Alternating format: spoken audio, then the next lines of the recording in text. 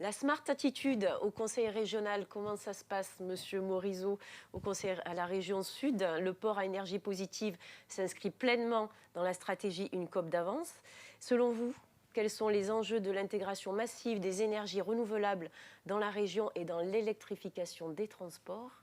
C'est à vous en quelques petites minutes pour qu'on ait le temps de traiter toutes les questions qui arrivent sur le chat.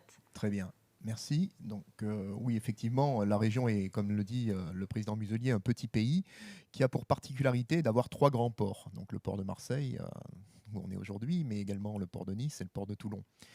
Donc là, que vient faire la région dans tout ça? La région, c'est un peu le réceptacle hein, qui contient tous les beaux projets d'évoquer. Il y en a tellement d'autres. Et la région, si elle n'est pas tout, elle est partout.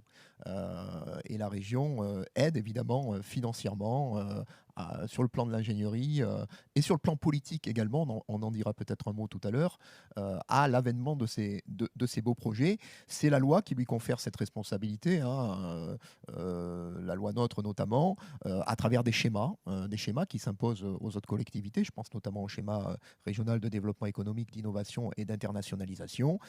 Et ce sont des schémas donc qui caractérisent, qui décrivent, qui planifient la vision à long terme de l'organisation de notre territoire sur des domaines très, très importants, hein, les grandes infrastructures, le transport, l'intermodalité, l'énergie, la lutte contre le réchauffement climatique et contre la pollution de l'air. Ça passe à travers des outils hein, qu'on appelle les opérations d'intérêt régional, qui sont au nombre de 8 en région, et il y en a 3 qui importent pour le sujet d'aujourd'hui, c'est-à-dire l'OIR économie de la mer, l'énergie de demain et industrie du futur.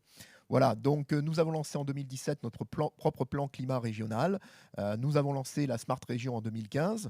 Ça, c'était sous les volontés des présidents Estrosi et Muselier. Et donc, il était naturel que la région adhère au Smart Port parce que ça rentre en cohérence avec sa propre stratégie.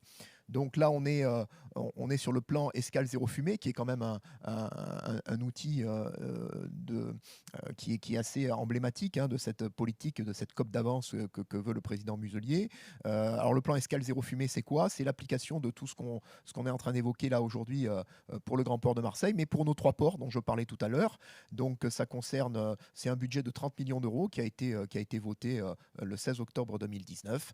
Voilà, pour assurer, encore une fois, un mieux vivre pour nos 5 millions d'habitants, et notamment ceux qui vivent dans nos ports, parce que je rappelle que la qualité de l'air y est plutôt dégradée pour les habitants riverains, de ces bateaux qui tournent avec des moteurs à fioul lourd. Donc 20% de la population de la région est exposée à des dépassements des normes en matière de qualité de l'air. Et pour Marseille, notamment, la pollution maritime, c'est 40% des NOx, des oxydes d'azote, 32% des oxydes de soufre et 15% des particules fines. C'est pour ça que l'enjeu est important pour les politiques publiques.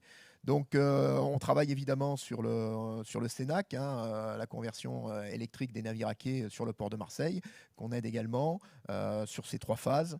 Voilà, on encourage le mix énergétique sur les ports. Pourquoi? Parce que effectivement, il y a des difficultés d'approvisionnement en énergie pour les bateaux.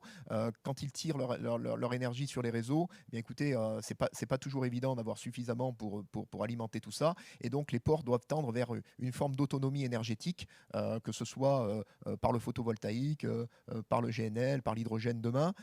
Et donc c'est important de travailler aussi sur toutes ces thématiques. Et puis au-delà de tout ça, on peut passer peut-être sur la dernière slide. Au-delà de tout ça, il y a des enjeux qui dépassent purement et simplement les enjeux du port, mais qui sont en lien avec le port. On peut évoquer par exemple le projet Provence Grand Large, au large de Port-Saint-Louis et de Fos-sur-Mer, 3 éoliennes offshore flottantes. C'est une énergie du futur qui pourrait déboucher sur la création d'une nouvelle filière industrielle, source à la fois de résilience hein, industrielle, mais aussi de transition énergétique, d'autonomie énergétique, d'autonomie technologique.